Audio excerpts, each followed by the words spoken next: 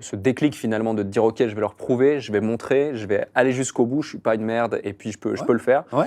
C'est à ce moment-là que tu l'as eu ou c'est quelque chose qui est inné chez toi et à chaque fois tu l'as manifesté?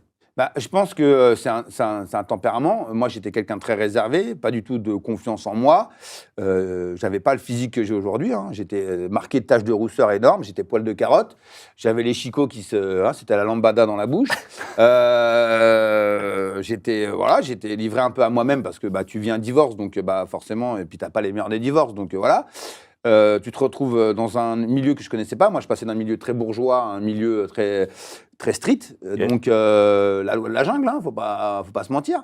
Donc tu arrives là-dedans, tu es livré à toi-même. Là, tu peux plus aller pleurer dans les bras de ta mère, pas dans les bras de ton père, et c'est ce déclic-là où je me suis dit: «Bah, j'ai qu'une seule chose, je suis au fond de la bouteille, Mmh. j'appuie, je remonte» et je l'ai eu à 12 ans, 12 ans et demi. OK. Voilà. C'est dingue. Bah, parce qu'en fin de compte, la meilleure formation de la vie, moi, ce que je dis, c'est quand même là où j'ai grandi, c'est à Argenteuil-Sannois et c'est là où j'ai appris, à avoir une vision de la vie, déjà préétablie. C'est-à-dire que ce qu'on vit maintenant à 44 ans, je le vivais déjà à 12 ans et demi dans ce côté street.